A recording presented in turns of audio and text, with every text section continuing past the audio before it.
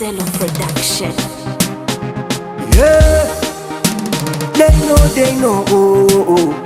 Studio Zimbabwe. Ndiani abika chingoma kaisambia Marcelo. Ndiani ashika mafanza akaungana munomuziva.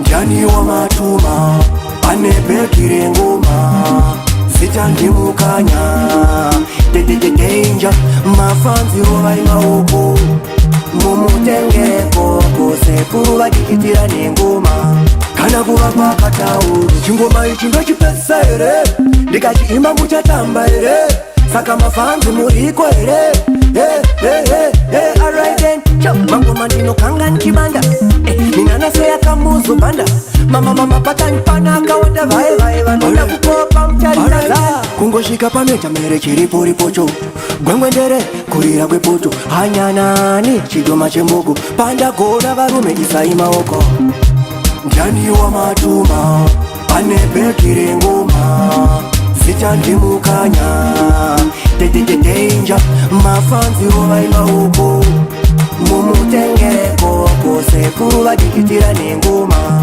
kana kuvapa katauro. They say we no make it vaive vasingade kuti ndise mari mupocket ndakavashanisira tactic vaida kundichipisa kunge mshongo makonzo kane lasti cho rise we are rise up ndini one geta yutiri chanoimba kuotka hit after hit me a drop down check me sound pisu tunozhigona they know oh yeah oh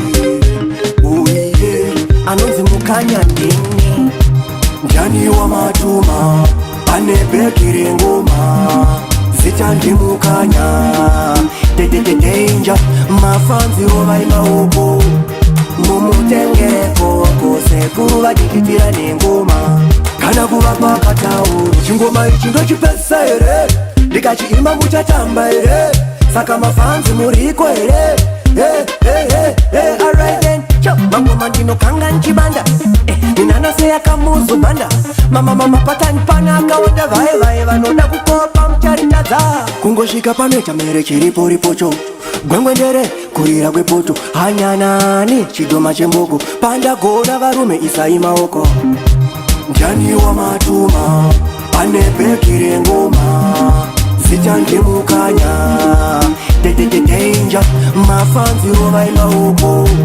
mumutengeko kose kuvadikitira nengoma kana kuvapa katauro. Marcelo Production.